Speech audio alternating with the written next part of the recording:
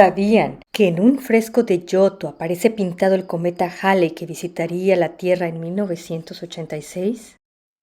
Giotto, cuyos contornos de genialidad y apariencia física se desvanecen entre la leyenda y la controversia en el ajedrez del tiempo, nació en Colle di Vivespiano, pueblo aldeano a Florencia, en 1266 o 1267, dentro del siglo XIII durante la Edad Media, siendo hijo del campesino Bondone, según recuerda Giorgio Vasari, su biógrafo oficial. Conocido como Giotto di Bordone, existe un debate en torno a su verdadero nombre, Ambrogio o Angelo, siendo Giotto un apodo o diminutivo de Ambrogiotto o Angelotto. Esto, en español, se entiende como Ambrosito o Angelito, quien se convertiría en el visionario detonante del Renacimiento, que con su realismo acogiera generaciones de grandes genios como Leonardo da Vinci o Miguel Ángel, ignoraría las rígidas formas del arte bizantino y gótico con una obra extremadamente innovadora, expresiva, realista e integrada en la perspectiva. Recordaría su infancia como niño pastor de ovejas en los campos italianos. La historia cree recordar a través de la pluma de Vasari que con 11 años, mientras con gis dibujaba en la superficie plana de una piedra, como cómplice del pequeño artista a una de sus ovejas con gran realismo, sería descubierto por Zimbabue, el mayor artista reconocido de su tiempo, quien impresionado le acompañaría convencido por el destino para convencer a su vez a su padre de tomarlo como su aprendiz.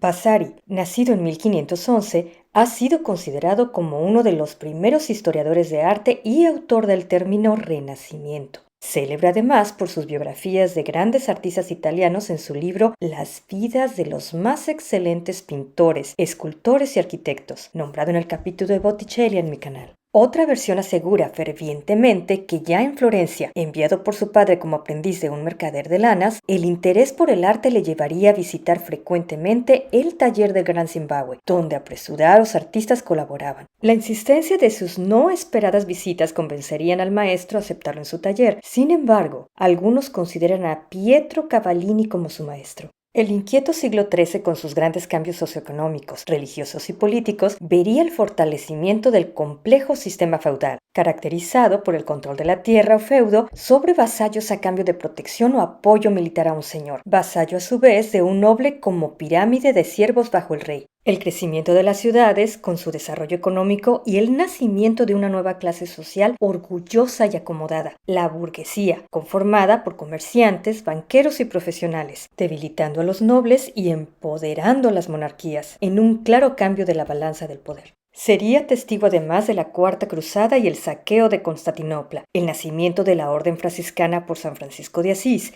el nuevo pensamiento teológico de Santo Tomás de Aquino, los conflictos bélicos de reconquista de los reinos ibéricos, la actual España sobre los musulmanes, la Carta Magna en Inglaterra, documento que limitaba por primera vez el insaciable poder real, estableciendo las libertades y derechos civiles, sin olvidar la introducción de la pólvora china en Europa, sembrada de conflictos y cambiando el curso de los combates. Por su parte, el arte gótico imperaba durante la Baja Edad Media, etapa final de ese periodo de la humanidad. Era influenciado en sus inicios por el arte bizantino, surgido siglos atrás. Siendo así, el Imperio Romano de Oriente, con su capital Constantinopla, testigos del brillo del arte bizantino abarcando los siglos V al XIV, fusionando el arte romano con la espiritualidad cristiana a través de íconos con figuras planas, con rostros inexpresivos en ricos mosaicos de fondos dorados, como propaganda religiosa en su conexión entre lo humano y divino.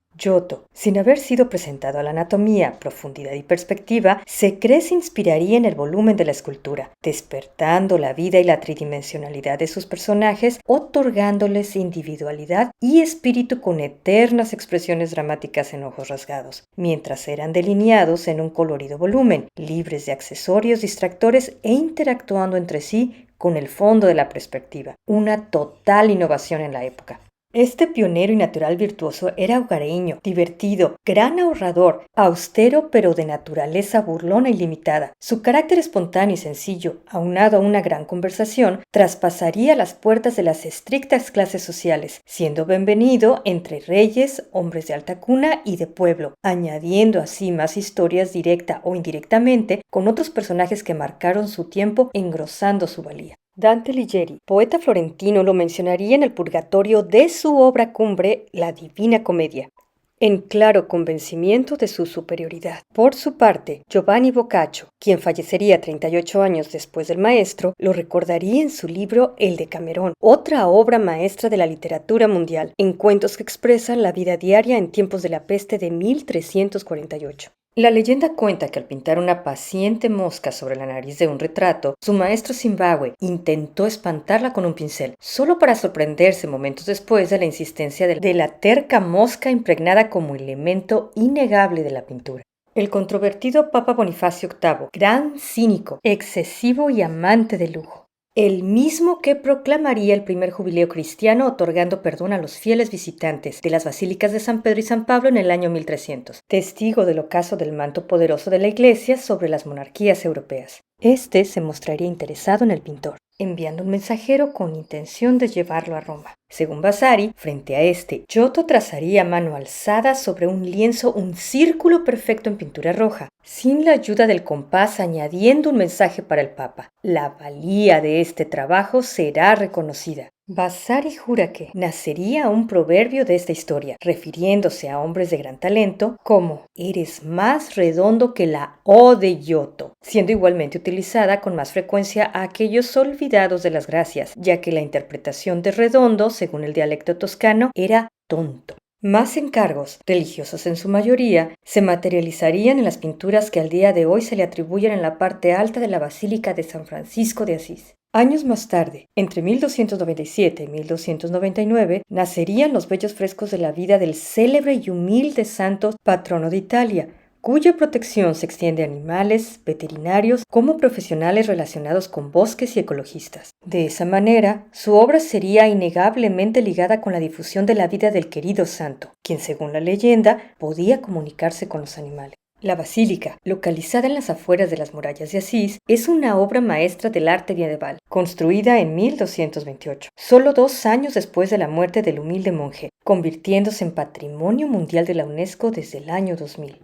Para ese entonces había contraído matrimonio, abriendo a finales de 1290 su taller en Florencia, mientras procreaba 8 hijos, 6 de los cuales le sobrevivirían. Entre 1305 y 1306 realizaría los frescos de la capilla de los Scrovegni o Capilla de la Arena en Padua, cuyo segundo nombre no olvida ser construida sobre las ruinas de un anfiteatro romano por Enrico en nombre de su inafamado padre, como penitencia a sus brillantes pecados acumulados, siendo su avara presencia mencionada por el implacable Dante en su libro La Divina Comedia, no con los mejores atributos. Muchos críticos cuestionan la total autoría de Giotto en los frescos de la vida de San Francisco de Asís, con los de la Capilla de la Arena, por sus diferencias técnicas y su representación de imágenes, destinándola a las manos de sus ayudantes. Como ironía del destino, en el fresco de la adoración de los Reyes Magos dentro de la Capilla de la Arena, la estrella de Belén pintada en forma de cometa visita la escena con su cabeza y cola, despertando más allá del asombro en debates ante la posibilidad de que el cometa Halley fuera el modelo tras cruzar los cielos italianos en 1301, mismo cometa que apareciera en los cielos alrededor de 4 a 7 años antes del nacimiento de Cristo, develándose a sí misma como la misma estrella recordada en la Biblia y la pintada por Giotto que visitara la Tierra con largos siglos de diferencia. Por ello, la Agenda Espacial Europea nombró la sonda que estudiaría de cerca el cometa en 1986 como Misión Giotto. Más aún, un cráter lleva su nombre en el planeta Mercurio, entre otros bautizados con nombres de artistas sobre su superficie esculpida en abundante relieve terrestre. Padua, famosa por su universidad, una de las más antiguas de Europa, y su impactante Basílica de San Antonio y los frescos que cubren completamente la nave de la capilla, son considerados la cumbre de su obra. El portugués Antonio, el santo de los milagros, coincidiría con Francisco de Asís en escasos encuentros de gran importancia, uniéndose a la orden franciscana o de frailes menores. El fresco, técnica ampliamente utilizada por Giotto que decoraba interiores y exteriores a través de pigmentos mezclados con agua sobre la capa de yeso de un muro, era seguida por su pintura sobre tabla, tan popular en la época, sobreviviendo a nuestros días solo 34, encontrando tiempo además para la escultura y arquitectura. Sin embargo, gran cantidad de obras se le han atribuido, solo para encontrarse con la real escasez de su autoría confirmada, entre otros artistas con abundante obra de indefinida autoría. En la Italia del 400, siglo XV, el ahora Papa Clemente V le llamaría a Roma en la antigua Basílica de San Pedro, construida en el siglo IV en la tumba de San Pedro, por el llamado Padre de Europa, el emperador Constantino.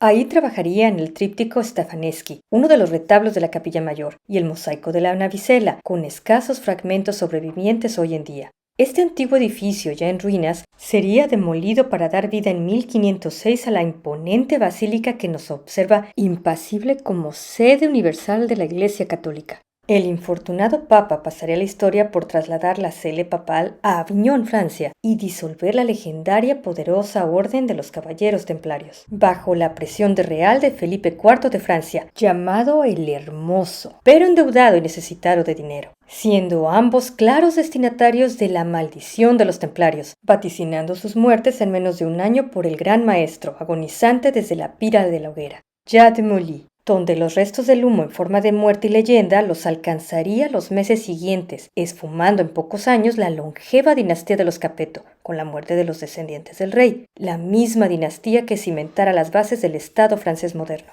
Giotto, a 3 años de su muerte, recibiría el título de maestro y gobernador de las obras de Santa Reparata, primera catedral de Florencia sobre la que se construiría Santa María della Fiore o la Catedral de Florencia, convirtiéndose además en arquitecto jefe de la ciudad y superintendente de obras públicas. Su mano diseñaría el campanario de la catedral. A la desaparición física de su autor antes de ser concluido y alejado del proyecto original, es conocido como el campanario de Giotto. Sus bellos bajorrelieves los recordaría Lorenzo Ghiberti, famoso escultor, arquitecto, escritor y orfebre, cuya imagen puede verse en una de las puertas de bronce del baptisterio de la catedral, siendo bautizadas más adelante como las puertas del paraíso por el divino Miguel Ángel Buonarroti. Finalmente, fallecería el 8 de enero de 1337, rodeado de grandes honores por el ayuntamiento de la ciudad, impensable en su tiempo al ser considerados meramente artesanos, anticipándose así al reconocimiento del gran artista del Renacimiento, sobreviviendo su figura a su propia muerte e influyendo en pintores posteriores más allá de Masaccio y Miguel Ángel. Sepultado al lado de la antigua Santa Reparata, la construcción de la nueva catedral con su elevación del terreno, ignorante de la presencia yacente del artista, le perdería entre sus entrañas. Sin embargo, el año 1981 encontraría lo que han sido considerados sus restos. La película El Decamerón, de 1971, es una interpretación de Piero Pasolini basado en el famoso libro de Boccaccio. Recordaría al gran maestro inmerso en su trabajo en una escena. En Florencia, el recuerdo de su extraordinaria vida brilla en sus obras en la Basílica de Santa María Novella, custodiando el gran crucifijo de 5 metros de altura, la Galería de los Uffizi, la Basílica de la Santa Croce, donde los frescos de las capillas Puris y Bardi se niegan a desaparecer, sin olvidar el Museo de Bargello, en su capilla Podestà, donde sus frescos atesoran el retrato más viejo de otro inmortal, Dante Alighieri.